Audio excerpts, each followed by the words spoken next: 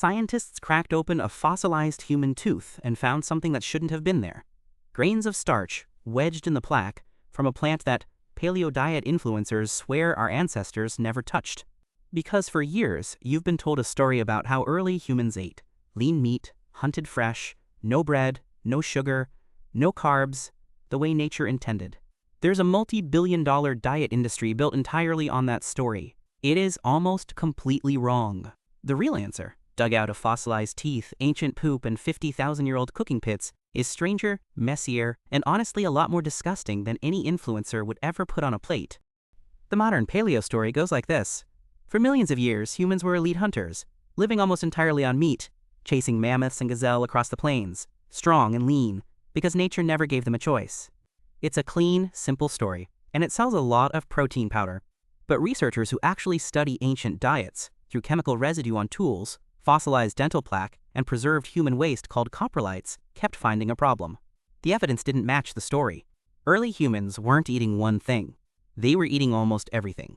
Here's where the real detective work starts. Dental plaque doesn't wash away when you die. It calcifies into a hard shell called tartar, and that shell traps whatever was in your mouth right before you died. Scientists have cracked open that ancient tartar from Neanderthal and early human teeth tens of thousands of years old, and under the microscope they found microscopic starch granules, the signature of cooked roots, tubers, and grains. Some of that starch showed the exact damage pattern you only get from heating. Early humans weren't just gnawing raw meat. They were cooking plants and eating them, at least 50,000 years before agriculture existed. So what was really on an ancient human's plate? Almost anything that wouldn't kill them. Roots and tubers dug out of the ground with sharpened sticks. Wild grains ground between stones into a rough paste and cooked into something like a flatbread. Nuts, berries, and seasonal fruit whenever they ripened. Bird eggs raided straight from nests. Fish and shellfish scooped from rivers and tide pools. And yes, meat, but not the endless steady supply of steak the myth implies. Big game hunting was rare, difficult, and often failed. Most days, the actual calories came from the unglamorous stuff: digging, gathering, and grinding. Here's where it gets uncomfortable. When a hunt did succeed, nothing was wasted, and nothing meant nothing. Bone marrow, cracked open and scooped out with a stick, was one of the most prized parts of the whole animal, dense in fat calories that are hard to find anywhere else in the wild.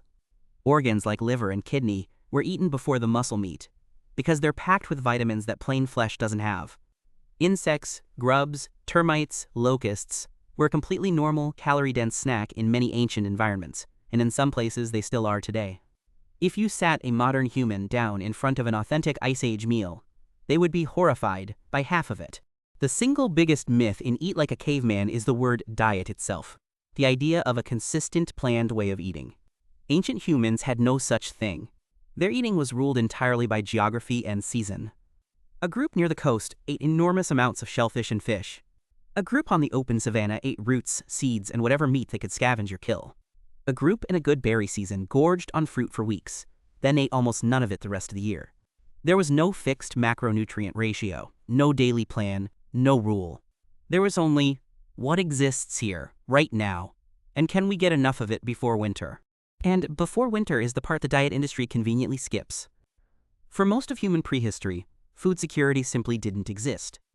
Archaeological evidence of bone growth shows repeated episodes of childhood malnutrition, stress lines in tooth enamel from seasons where there genuinely wasn't enough to eat. Early humans weren't lean because they were optimized. Many were lean because they were regularly, dangerously hungry. The romantic image of the thriving primal hunter skips over the very real winters and droughts, where the answer to what did they eat was whatever they could find, and some weeks, not enough of anything. The single biggest dietary revolution in human history wasn't a food, it was fire. Once early humans mastered cooking, everything on the menu became more valuable. Cooking breaks down tough plant fiber and starch structures, making calories that used to pass straight through the body suddenly digestible. It kills parasites and pathogens in raw meat. It turns a scavenged root that a raw-eating human could barely extract energy from into a genuine, efficient meal. Some researchers argue cooked food is the reason human brains could afford to grow as large as they did. Brains are metabolically expensive, and cooking is what freed up the calories to pay for one. Put it all together, and a very different picture emerges from the elite carnivore myth. Ancient humans were not disciplined meat eaters following a clean natural law. They were relentless, flexible opportunists, built by evolution to eat an enormous range of foods because rigid eaters die out the first time their one food source disappears. That flexibility, the willingness to eat roots one season, shellfish the next, insects when nothing else was around, and marrow when a hunt finally paid off, is arguably the actual survival advantage. Not a specific menu. The ability to eat almost anything. So why does the meat-only story still dominate? Partly because bones and stone tools survive in the fossil record far better than berries and roots do, so early archaeologists overestimated how much of the diet was meat, simply because meat is what they kept finding evidence of, and partly because eat lean meat like your ancestors is a much easier, more marketable pitch than eat termites in a lean season and hope the roots come in early this year. The science has moved on. The marketing hasn't caught up, because accuracy doesn't sell supplements nearly as well as a myth does. Strip away the branding and the actual record. The tartar, the coprolites, the tooth enamel stress lines, the cooking hearths, tells a clear story. Ancient humans ate an enormous, shifting variety of plants, animals, and insects, dictated entirely by where they lived and what season it was, with genuine hunger a regular part of the experience rather than an occasional inconvenience. There was no single ancestral diet. There were thousands of local diets, changing constantly, unified only by one rule: eat what's here, waste nothing, and never turn down a calorie. So next time someone tells you they're eating exactly like a caveman, ask them if that includes the marrow, the grubs, and the 3 lean weeks before spring. The truth is messier than the marketing, and honestly more impressive. Not a perfect natural diet, but a species so adaptable it could eat almost anything on Earth and survive to tell the story, in fossilized tartar, 50,000 years later. Ever wondered what other natural habits we've completely rewritten the history of?